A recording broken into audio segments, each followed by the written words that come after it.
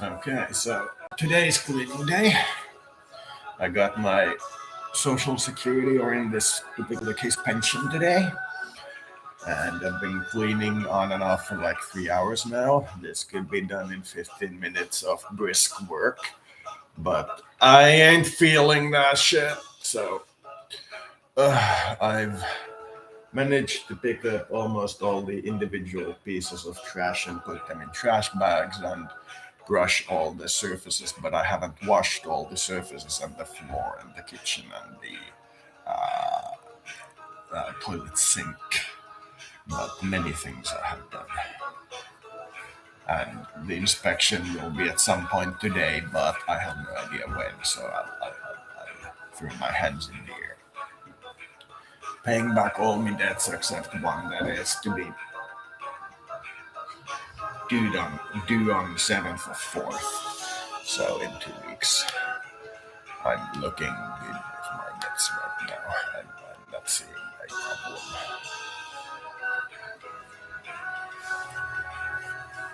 Yeah. So the Ukraine war, it's looking like it's gonna lead to a global thermonuclear war, but it's not gonna be scenario counter-value with WMDs. Counter-values will most likely be done with digital warfare because we seek to eliminate the driving force behind our enemy and convert them into mass for ourselves when we're in the bacteriological war phase,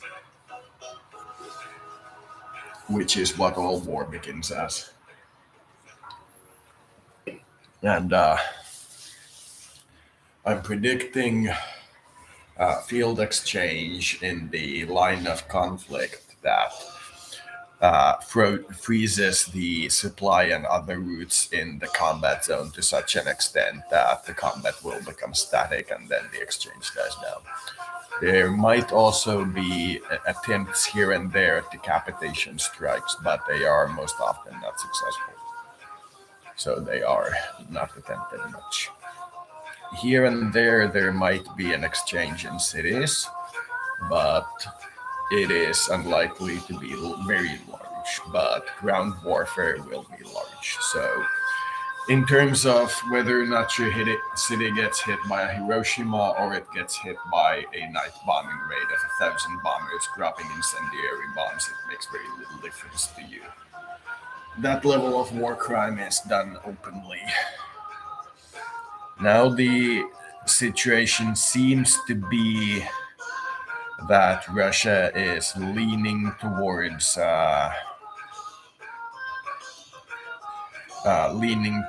attempting to do this thing with real mobilization. It seems they aren't seeking to do it lightly, but it's gonna take them somewhere between 6 and 9 months to get their production to shift over sufficiently to the internal market to produce high-end goods. So there might be what you would call winter war and continuation war type lull in the middle when they realize that their domestic interior production of military goods and doctrines and such weren't actually all they were cracked up to be. That's what they usually do. They take on one strong enough semi-developed nation to test their military doctrine when they're seeking to survive a war.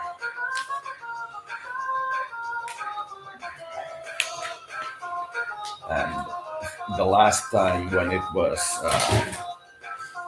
rise of Adolf Hitler to power, it was obvious what's going to happen because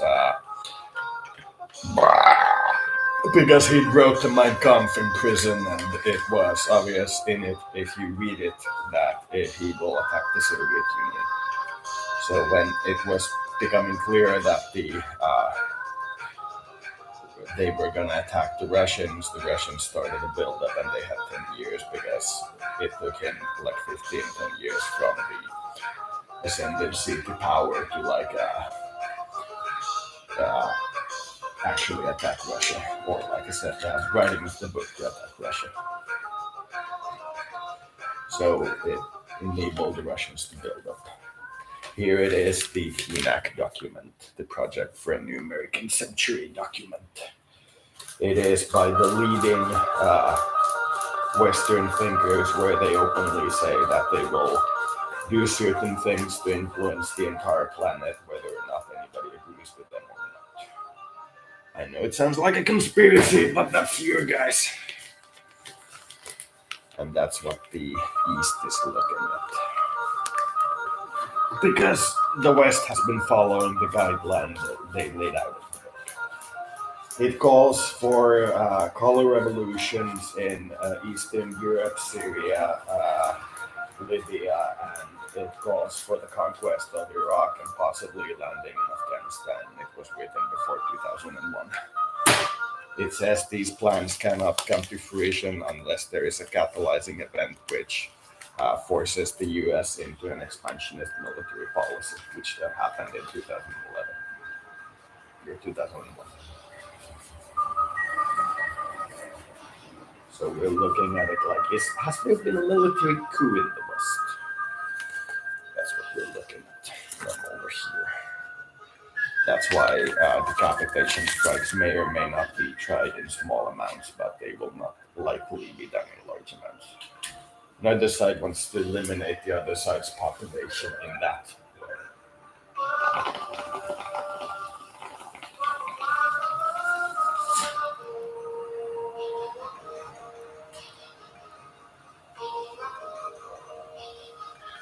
Such a desire exists, but not in such a way. The people who know how radiation kills, not that it's painful, but very specifically what happens to the organic mass, know that it shouldn't be done on large scale. There is another use for those weapons. And it's targeting the other side's military industry. Counter value, which is removing the other side's population, should be done as far as possible by very specific informational warfare or ground soldiers. If you need anything except ground soldiers to effectively eliminate the other side's population, if you really go for it, then you have a very crappy army. If you literally give your army an order to depopulate an area and they use nuclear weapons, then you have a very bad army. Nuclear weapons are the single most expensive component on this planet, weaponized in the single most expensive way. They are symbol weapons.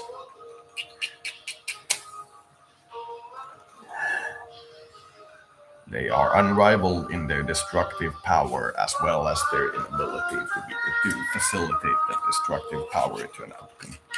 Can be done, but it requires extraordinarily good math.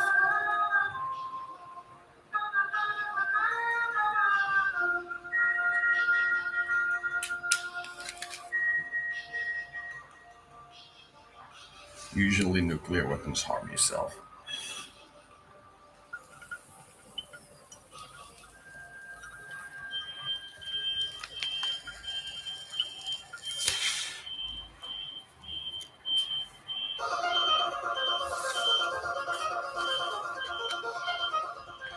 They give your opponent a very, very, very, oh, sorry, god damn it, a very, very, very clear view of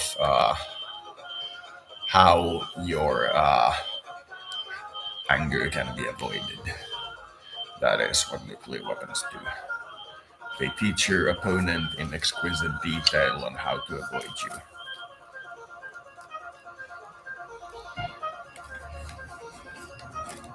The one you use the nuclear weapons on, especially if it's a civilian population, will evolve to be so much better than this generation before that it is counterproductive. That is why counter value, the removal of the other side's civilian population, should be done by other military means, which leads to the field exchange. when they try to limit the other side's ability to use those means, which is the influence of the other side's civilian population. At some point, once they start to advance towards the enemy, the civilian population will resist more and more the further they get into the enemy's land. Eventually, that resistance will be so severe that they cannot move further without depopulating the area, which is essentially just moving people around. They can do that, but as per the Eastern Bloc experience during the Cold War, the resulting economic slump is not worth it. It can be done to show something specific, but the Tsar should not do the economy himself, and he should be advised to keep the economy as the primary focus unless otherwise very specifically required. And then he should be encouraged to vacation.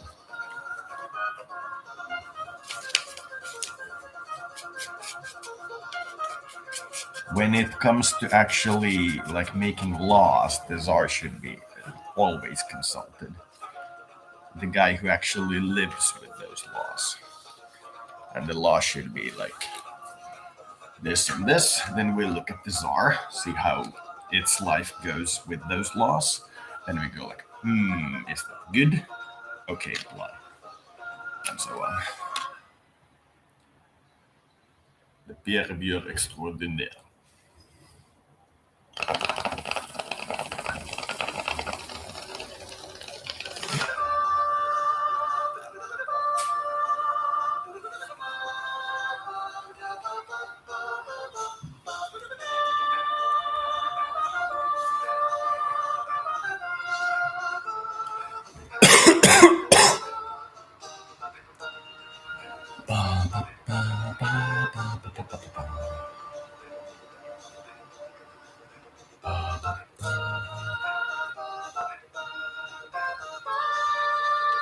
Seuraavaksi pitää laittaa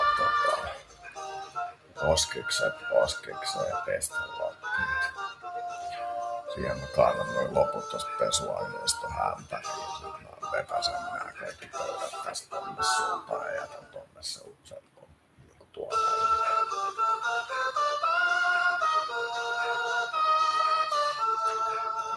Sitten tulee semmonen invershässikkä.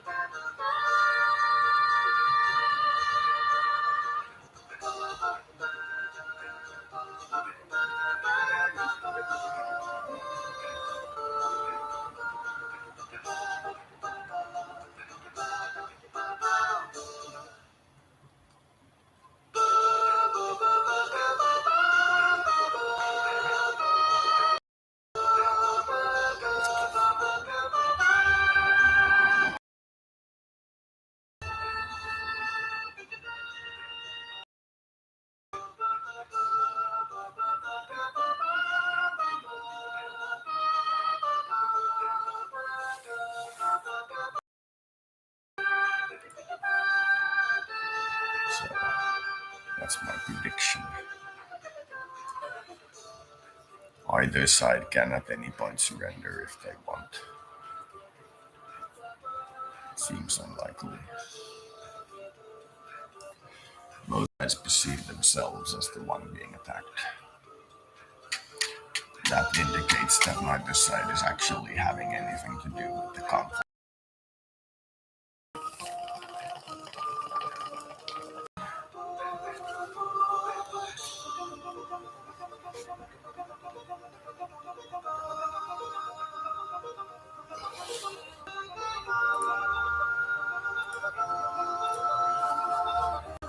cannot say what is truly going on.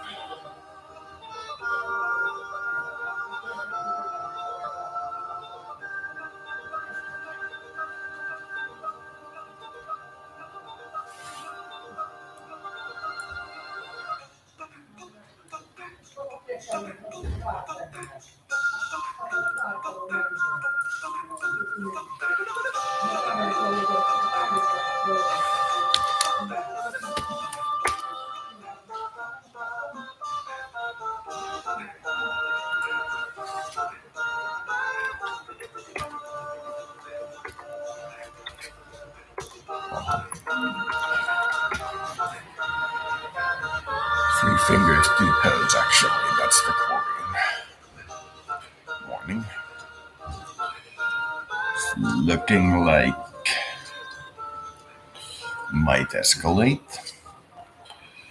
It's looking like India and China are mostly concerned with keeping the Southeast Asian subcontinent and continent out of the war, which means they're probably gonna trade with both sides as far as like both sides' militaries allow and not tie themselves to either side. They would prefer to stay out of it, which might be good.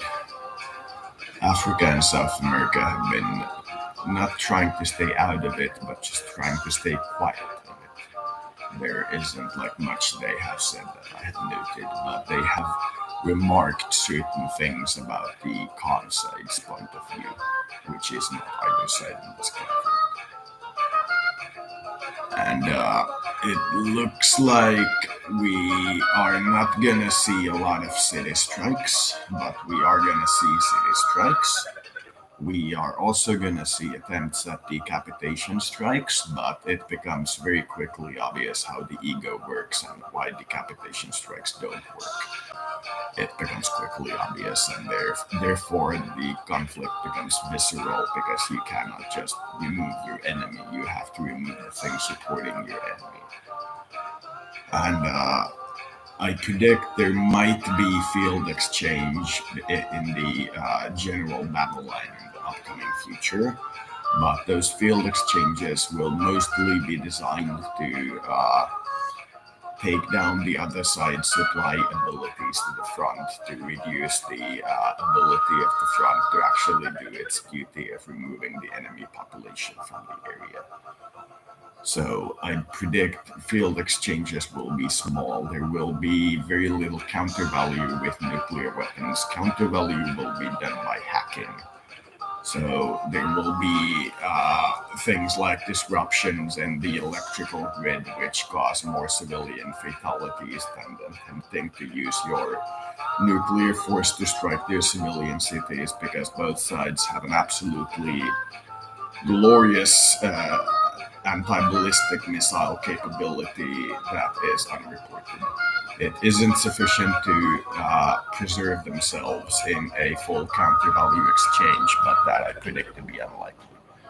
Using all your nuclear weapons at once in a single attempt on every city in the opposite region is taking the stance that you predict that you will not have the ability to use those weapons after they respond, and that is unlikely. Because nuclear weapon is designed to be able to force the other side to a permanent certain posture towards you, the posture that you define for them. Therefore, the use of all your weapons to make sure that you cannot actually enforce that posture and you would just prefer them to not like exist is rather rare. I'm not saying it's impossible, but usually these kinds of people want to enslave and not eliminate.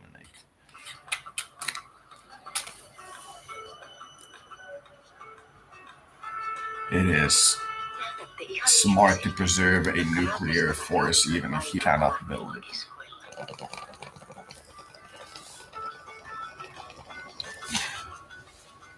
Because after the primary exchange, you can monitor where your opponent starts to build their new capital and then nuke it again. Then just wait for them to build a new capital and nuke it again. without being able to build nuclear weapons, which your enemy, I guarantee you, will take out in the first strike. Then rebuilding that capability while you're rebuilding your entire planetary infrastructure is more than a little difficult. But putting one modern ICBM submarine on deep patrol somewhere where you know the opponent cannot influence them, that might be completely different. But, such is life. That is, I believe, the third strike. Second strike is ability to continue the conflict after your opponent strikes you with full force. That would be a second strike. And third is ability to continue conflict indefinitely, I think, in a nuclear exchange. Most countries have first and are debating second. The prime nuclear powers have 3 and China has strong 2. But does know that if the US goes apeshit on them with their entire nuclear arsenal, the Chinese ability to produce nuclear weapons will collapse. Russia is saying that it's third, but who knows? Who knows? US is supposed to be 3 based on what they announced, but whoever knows. All their predictions at certain points in the Cold War start to reflect an attitude of somebody who's third wave possible.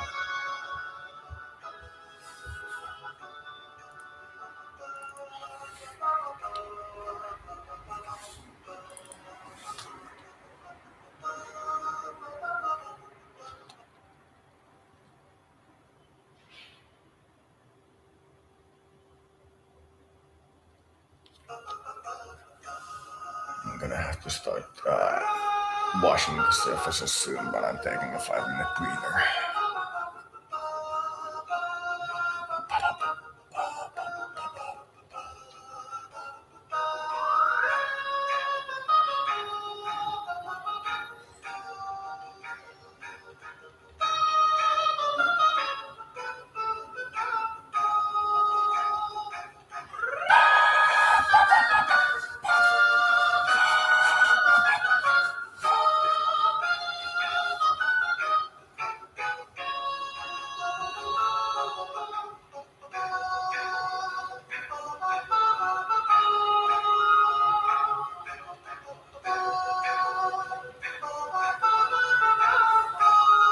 Keep in mind, total fatality from man-made disasters, including war in the 1900s to 2000, was, according to the estimate I'm going with, 900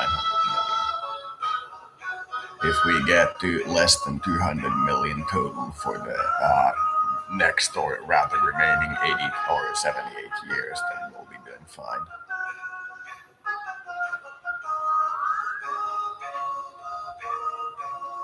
That means the 20 years in the war on terror probably killed about 5 million. It's pretty good. It's pretty good.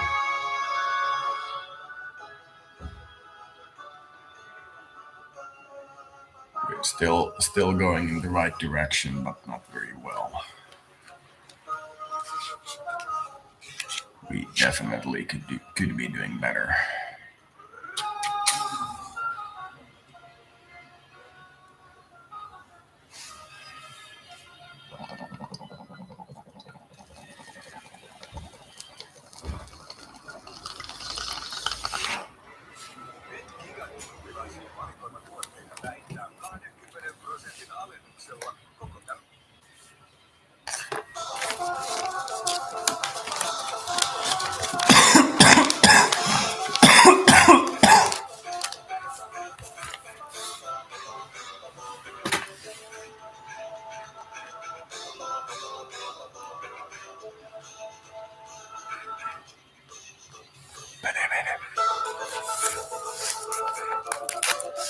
Sitten mä sanon, että nyt kun tämä nyt vähän näyttää siltä, että tämä menee tämmöiseksi laajamittaiseksi mitteleeksi, niin se mitä tapahtuu näille pikkupolitiikoille eka ne tapahtuu muille myöhemmin, koska ne on niitä nopeita reaktoreita ja sitten sen mä voin sanoa, että kun kumpikaan puoli ei pidä tällä hetkellä kovin tärkeänä, niin sitä, että ne suojelee niitä, jotka ei varsinaisesti ole niitä omia, niin se sit osuu samalla lailla niihin siviileihin ja niihin pieniin kummaltakin puolelta. Niin nyt korkein paine on se, kun kummatkin yrittää saada ne toisen puolen keskipisteet käännettyä, ja kun niissä on yleensä lähellä niitä siviilejä aika paljon, niin sitten kun ne ei välttämättä tue sitä puolta, mutta ajattelee, että sillä puolella on parempi elää, niin siinä voi käydä aika hullusti.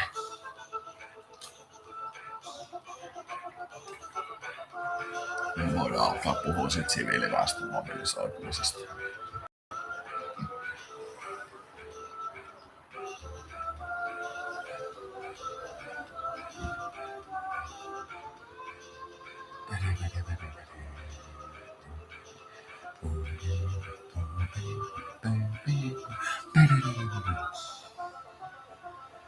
Suosittelen, että kaikki yrittää ottaa niitä absurdeja näkökulmia siihen, että onnistuisiko tämmöinen siihen rauhaan. Suosittelen.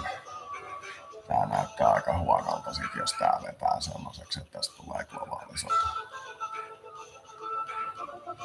Rauha-aikana kyllä pystyy sit pelaamaan sen pelin ihan semmoiseksi kuin haluaa. Sota on kuitenkin sota.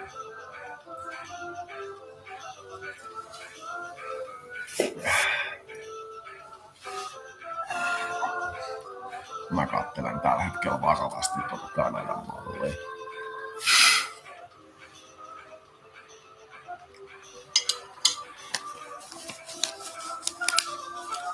Mulla alkaa pääsääntöisesti konfliktit windownaamaan, kun mulla alkaa se siviilivaihe, niin mä oon jo valmiiksi. Siinä on jo aika vähän, mitä mä pystyn tekemään, mutta kyllä mäkin se, että yritän alaspäin tulla.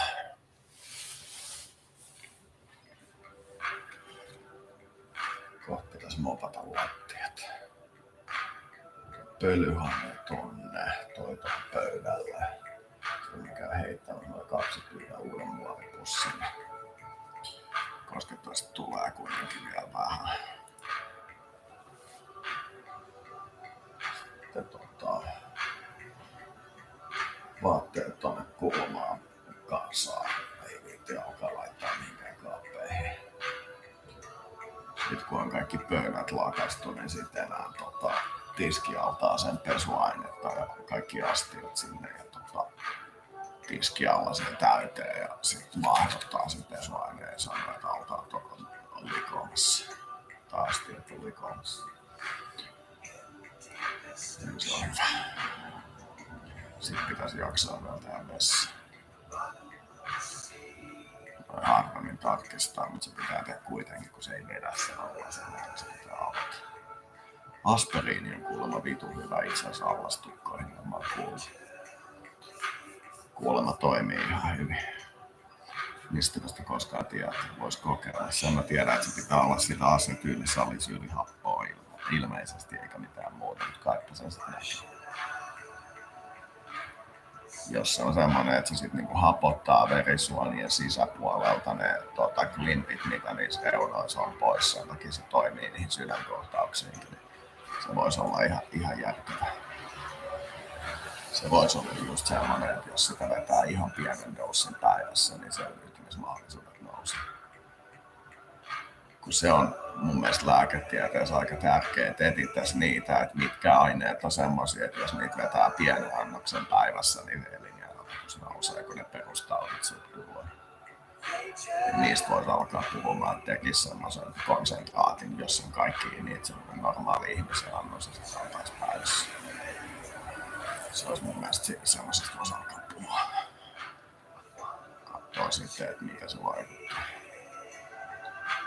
Esimerkiksi ilmeisesti ihan mikrodossi alkoholia vähentää kaikkia sairauksia, niin jos juo jonkun, tiedäks, mä en tiedä onko se niinku teekupillinen jotain viiniä vai onko se ruokalusikallinen viiniä, mutta joku pieni määrä se kuitenkin on. Se ei ilmeisesti ole edes yhtä olutta, käsittääkseni. Se on joku hyvin pieni määrä, niin senkin pystyisi, kun laittaisin kaikki sekaisin. Sitten kaikki vitamiinit ja hivenaineet, ja sitten voisi lähteä miettimään sitä, että jos siihen laittaisi kaikki nämä detoksausjutut ja kelatointijutut, mitä pystyy laittamaan, ja sitten samaan aikaan niin kaikki ne myrkyt, mitkä tiedetään, että ihminen pystyy prosessoimaan pois, niin hyvin matalalla dossin, niin sitten kun niitä tulee ison dossin, niin se ei tapa.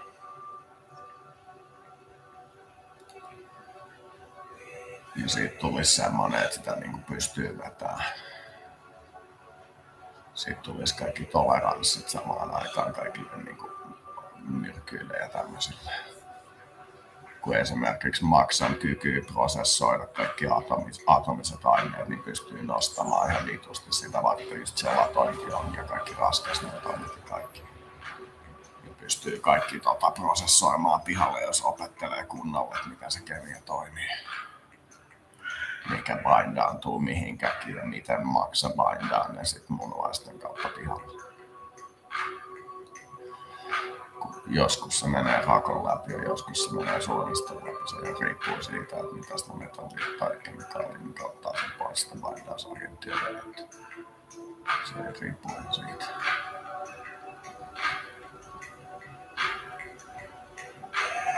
Kun siinä on sellaiset kaukot ja siinä.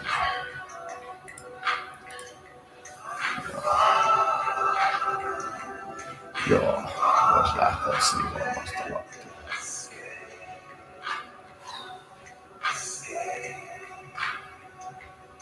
Nyt vaan katsotaan, että jos tässä käy sillä, että kun nyt on alkanut tulee huhuja siitä, että Venäjän toi sotilastuotantokapasiteetti niin alkaa vähitellen loppumaan sen takia, kun ne ei saa komponentteja lämmästä. Niin nyt katsotaan, että jos se kenttäsota on päätetty ennen kuin niiden kotimainen komponenttituotanto käynnistyy.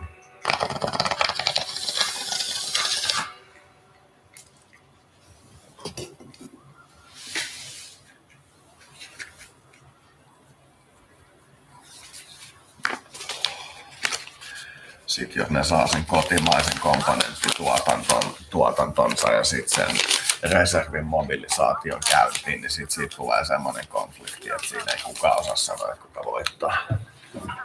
Koska kaikki kuluttaa itsensä ihan täysin loppuun koko sen sukupolven resursseilta ihan vaan siihen, että ne mäiskii toisiaan turpaan.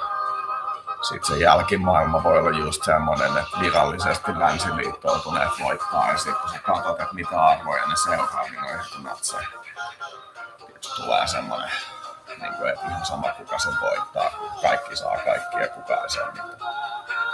Ja siitä tulee semmoinen tyhjä peli. Ja siinä voi sitten ihan yhtä hyvin käydä sinne liekkiin vaan olla sillä, että mitä vesittelee.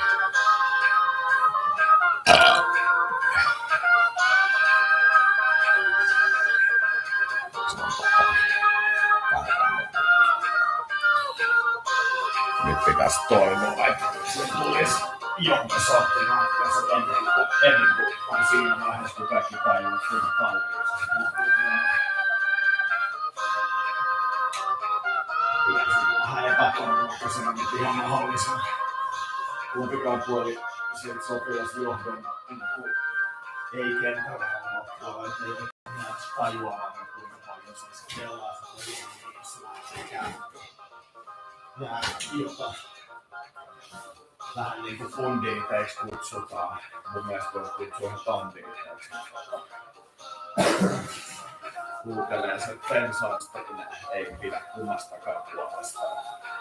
Ja niin tappakaa toisemme.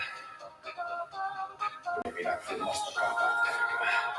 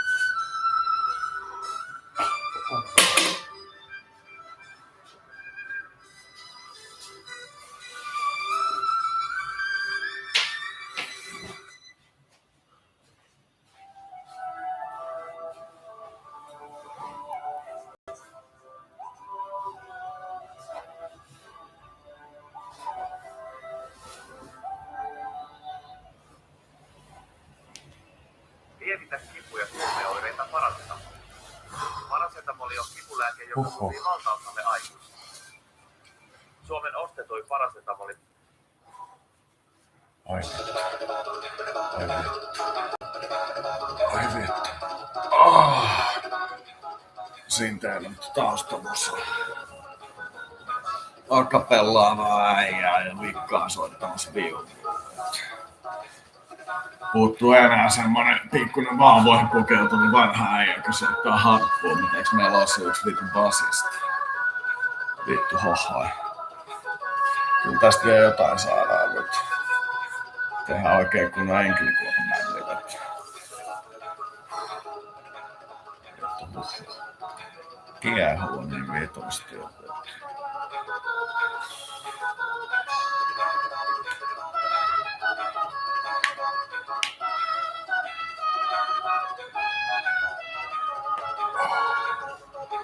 Ai vittu.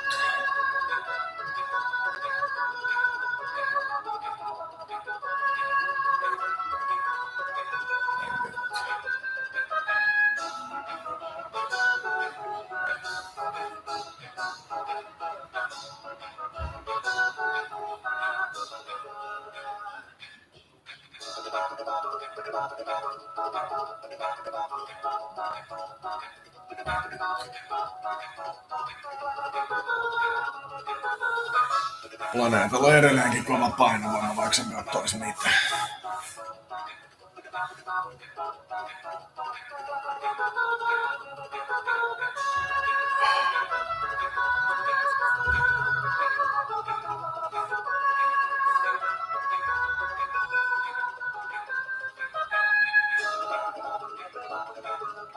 Sitten jos siinä käy niin, että Venäjä tai länsi kumpi tahansa saa ihan vitusti päihin, niin sitten ne vaan rakentaa aseita 20 vuotta ja tulee uudestaan päälle.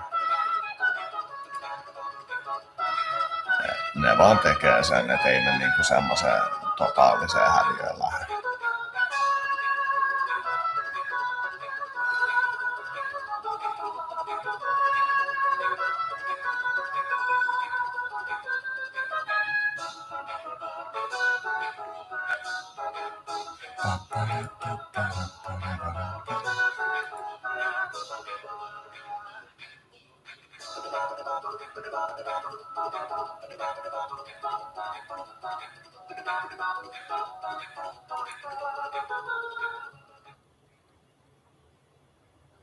Since the Industrial Revolution, humans have released over 1.5 trillion tons of carbon dioxide, or CO2, into the Earth's atmosphere. In the year 2019, we were still pumping out around 37 billion more. That's 50% more than the year 2000 and almost 3 times as much as 50 years ago. And it's not just CO2. We're also pumping out growing volumes of other greenhouse gases, such as methane and nitrous oxide. Combining all of our greenhouse gases, we're emitting 51 billion tons of carbon dioxide equivalents each year. And emissions keep rising. But they need to get down to zero. In recent years, the consequences have become more serious and visible. Almost every year breaks some horrible record. We've had more heat waves, the most glaciers melting, and the lowest amount of ice ever recorded at the North Pole. Of the last 22 years, 20 have been the hottest on record. The only way to limit this rapid climate change is to decrease our collective emissions quickly. But although all countries agree on this goal in principle, they do not agree who is responsible or who should bear the heaviest load. The developed countries point at their own efforts to reduce emissions and the fact that the large developing countries on the rise, especially China, are currently releasing much more CO2. On the other hand, developing countries argue that emissions by the West are lifestyle emissions, while for developing countries, they are survival emissions.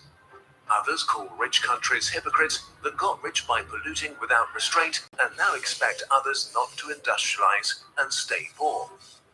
So, who is responsible for climate change and CO2 emissions? And regardless of the past, who needs to do the most today?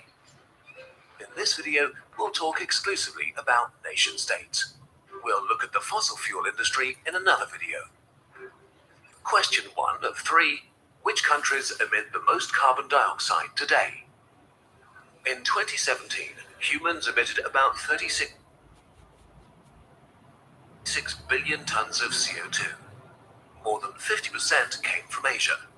North America and Europe followed with 18% and 17%, while Africa, South America, and Oceania together only contributed 8%. China is by far the world's largest emitter, with 10 billion tons of CO2 every year, or 27% of global emissions. It's followed by the USA with 15% and the European Union with around 10%. Together, this is more than half of the world's CO2 emissions. So it's clear that without the willingness and action of these three industrial blocs, humanity will not be able to become carbon neutral and prevent severe climate change.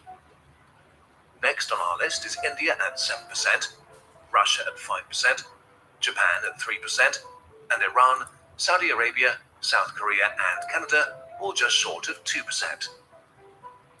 Together with the first three, the top 10 are responsible for 75% of global emissions.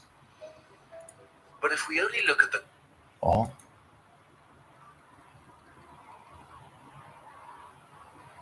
the current situation, we're not getting the full picture. Question 2 of 3. Which countries have emitted the most in total? If we look at emissions throughout history until today, the outlook changes drastically. The US and the EU both knock China off the top spot. The US is responsible for 25% of the world's historical emissions, emitting 400 billion tons, mostly in the 20th century. In second place is the EU at 22%. China comes in third at just under 13%, around half of the USA's contribution. India's contribution shrinks to 3%, along with the whole of Africa and South America. The UK is responsible for 1% of annual global emissions, but takes 5% of the historical responsibility.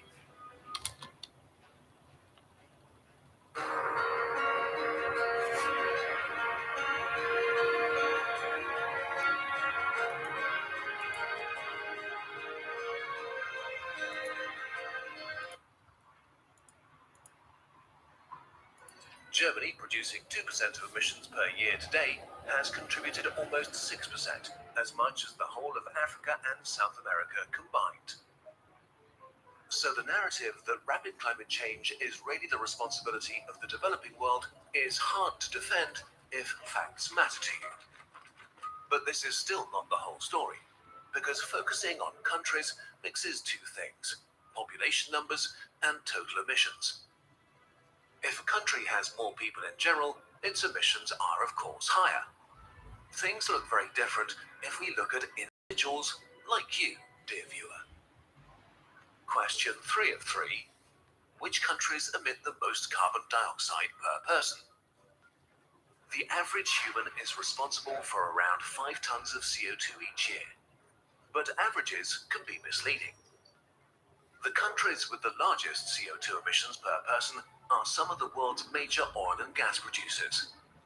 In 2017, Qatar had the highest emissions at a hefty 49 tons per person, followed by Trinidad and Tobago, Kuwait, the United Arab Emirates, Brunei, Bahrain, and Saudi Arabia. But those are outliers. Australians have one of the highest carbon footprints per person, 17 tons a year. That's more than triple the global average and slightly more than the average US, American, and Canadian at 16 tons. The Germans do a little better at close to 10 tons, but this is still twice the global average. China may be the world's largest emitter, but it's also the world's most populous country with over 1.4 billion people, 18.5% of the world population. Per person, it's above average at 7 tons. Historically, CO2 emissions have been closely tied to a high standard of living. Wealth is one of the strongest indicators of our carbon footprint because as we move from poor to rich, we gain access to electricity, heating, air conditioning, lighting, modern cooking, cars or planes, smartphones, computers, and interact with people across the world online. The enormous rise of China's CO2 emissions is coupled with the greatest reduction of poverty in history. If we order CO2 emissions by income, we see that the richest half of countries are responsible for 86% of global emissions and the bottom half for only 14%. The average German emits more than 5 times as much as the average Indian. In just 2.3 days, the average American emits as much as the average Nigerian in a year.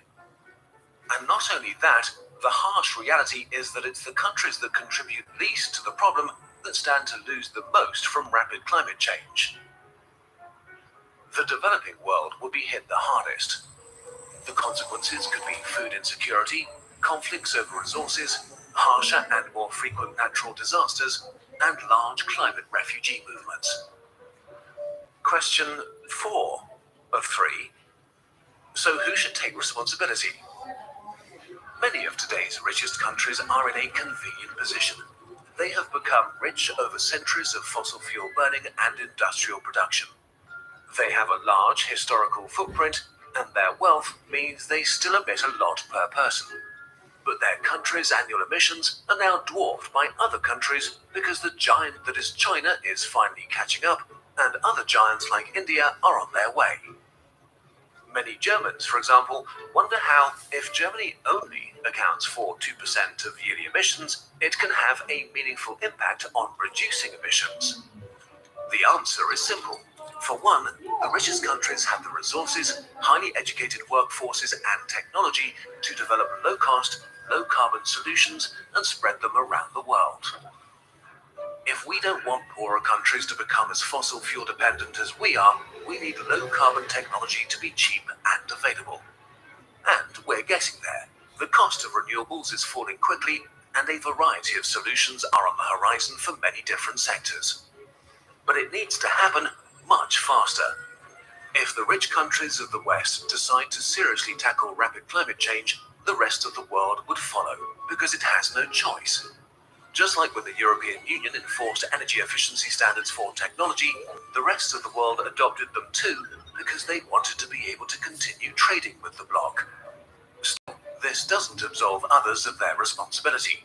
China is the largest CO2 emitter today, and it's China's responsibility to grow in a way that will make it possible to transition to a zero-carbon world in time. Others acting irresponsibly yesterday is a horrible excuse for repeating the same mistakes today. Climate change is a global problem, and no country alone can fix it.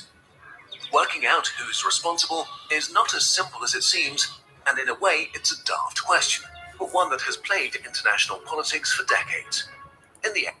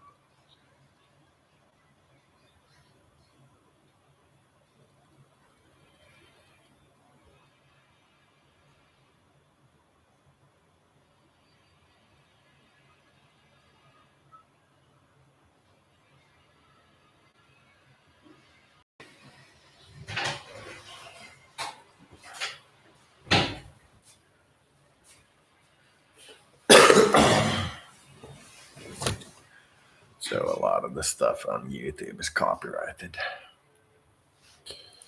Let's try to do this with maxing out at 3 cards as long as there's carbon production.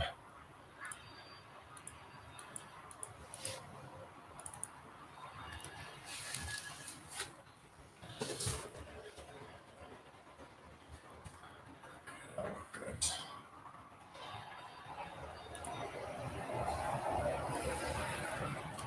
I put the whatchamacallit, broom thing, broom with like wet bristles. I put it in the water to soak and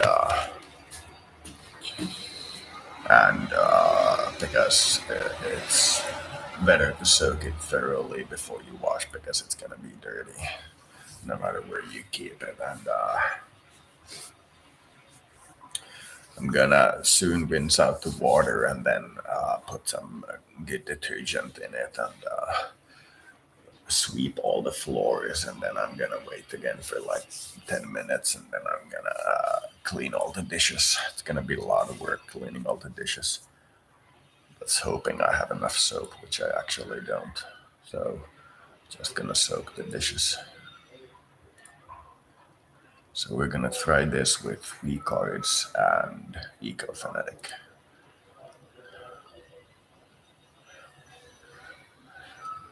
Theoretically, we could try this with hardcore corporate if we block the carbon sources quickly because corporate hardcore is quicker to adapt to the environment thing.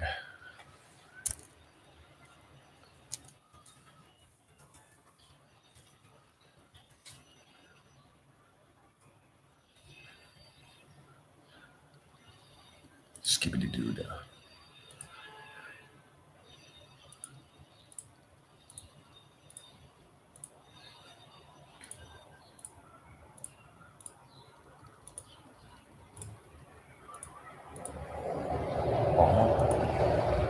Any hour India got to by accident.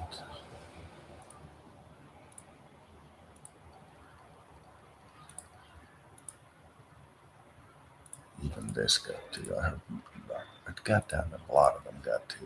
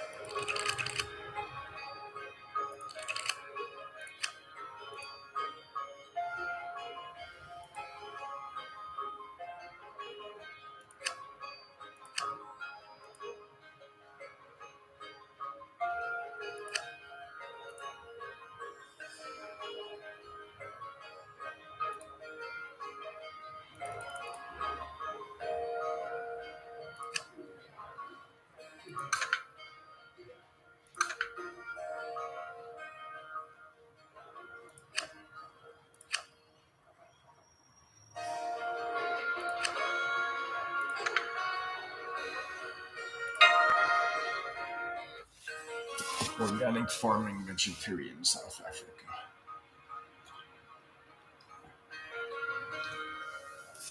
So, oil production peaked in like 2020. Then we started going green, and now we're at 2050, and it's peaking second time.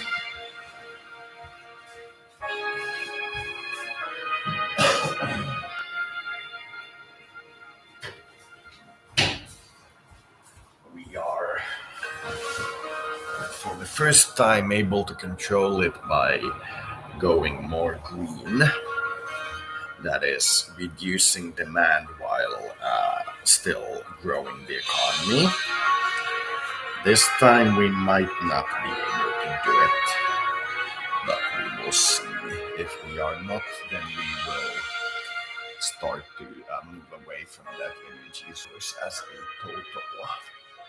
But that will take some time.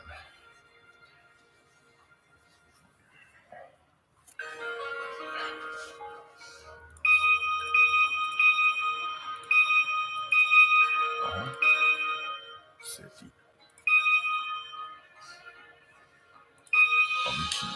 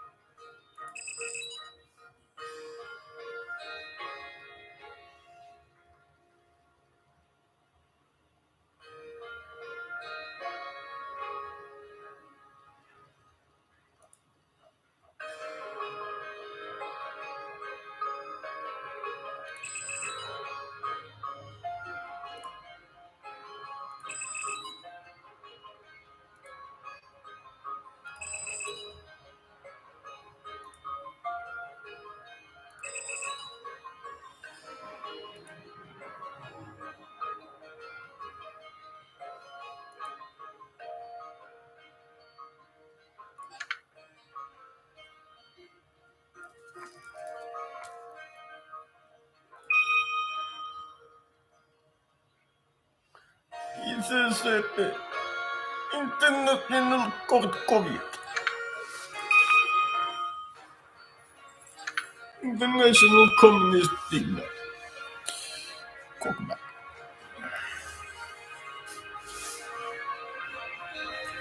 I'm gonna go buy myself some food and then I'm gonna probably mop the floors, but we will see. Thank you for watching.